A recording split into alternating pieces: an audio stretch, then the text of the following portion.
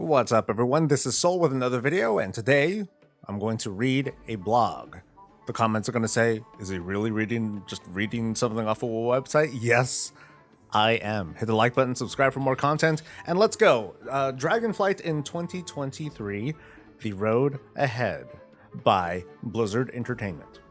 It has been an inspiring month for the World of Warcraft team as we've watched the world soar over the Dragon Isles, defend their renowned allies from the primalist threat, stay a while and listen to tales of regret, craft inspired items, delve into dungeons, and make vast quantities of soup. But this tale is just beginning. A WoW expansion is not a single moment in time, but a journey. We know that the merit of an expansion hinges on the sustained quality of its entire arc. Years after its release, Legion is remembered fondly as much for the 11-week content update cadence that served as the framework for its first year as it is for artifact weapons or Khadgar's brilliant dad jokes. In planning out the road ahead following the release of Dragonflight, we've been mindful of the duty we owe our players to nurture this living world and, frankly, the need to do better than we have at times in the recent past. Our goal for Dragonflight is that there should always be something right around the corner, with a new update hitting our test realms shortly after the last one is live and in your hands. In total, we're planning to deliver 6 content patches, fairly evenly spaced over the course of 2023.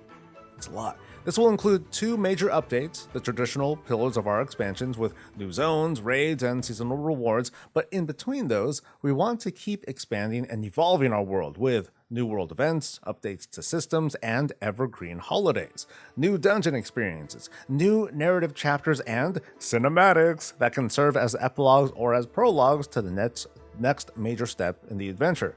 And most importantly of all, more opportunities for us to respond to feedback and change or add elements based on what we're hearing is most needed by our players. Man, this is some good lip service so far, right? We recently announced the upcoming 10.0.5 content update, which should go live early next year, bringing with it the trading post system, which allows players of all playstyles to earn a wide range of fun cosmetic rewards of their choice, as well as, finally, allowing poor quality and common quality items to be acquired as transmog appearances, for those who prefer a somewhat humbler look and a bit of new world content in the Primalist Tomorrow area. That's new. Oh, that's the future thing, right? I think that's the future area. Wow, I didn't think they were going to expand on that tomorrow. Anyway, shortly after that is in your hands, we'll release the 10.0.7 content update onto our public test realm. 10.07 will contain a new quest campaign and repeatable world content set in the Forbidden Reach as the Drakthir return to their place of confinement along with some unexpected guests to learn more about their origins and their destiny.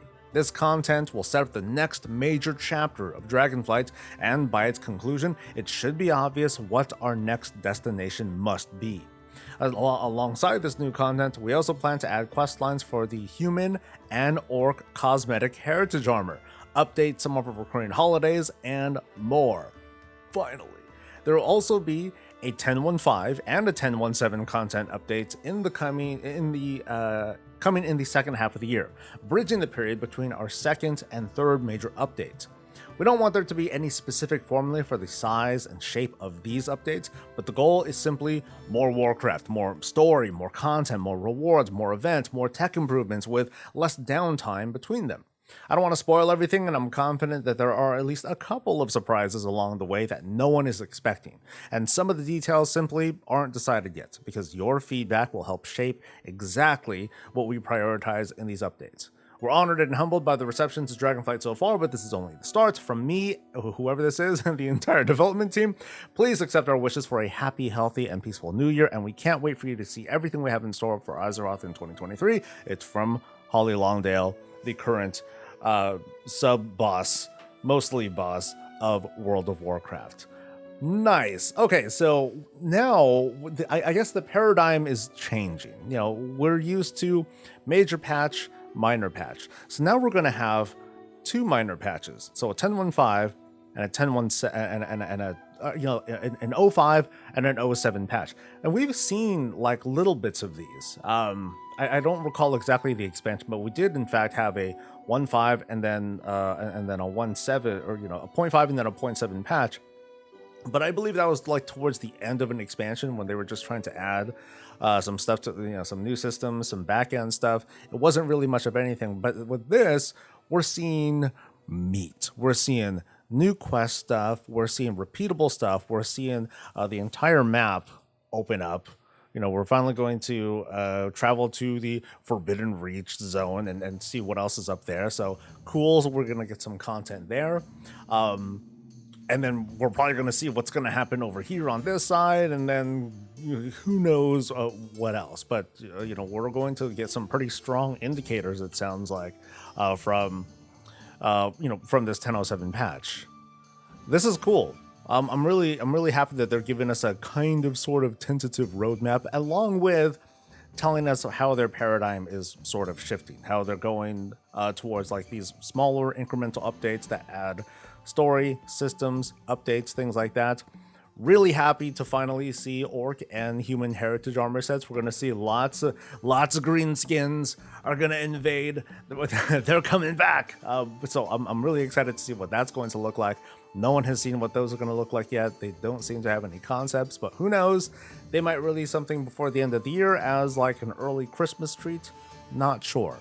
But this kind of underlines, while there is proper discourse that's going around, there are complaints and they're legitimate. There are problems going on. Largely, I do feel that Dragonflight has been very well received, and on top of that, the team is coming at this with an energy that, they're full steam ahead with wanting to keep delivering these smaller but these very important surprises, but with these very significant surprises, and also very importantly to invest more and more time into evergreen things. The trading post, it's an evergreen thing. It's going to be a thing that's going to hopefully last forever, and the team can just keep pumping out assets and and going that route, because not to say that big three players or progression minded players are fully satisfied with what's going on, but just having a little bit more of everything has been, well, like I said, I think it's been received very well. So I'd love to hear your guys' thoughts on this. My thoughts are like, woo, this is a cool way to end the year with, and it has me really optimistic for what is coming ahead, especially because they just kind of hinted what they're going to do. Let us know your thoughts. Like the video, subscribe for more and all that stuff. Stay safe, stay healthy, and stay breezy.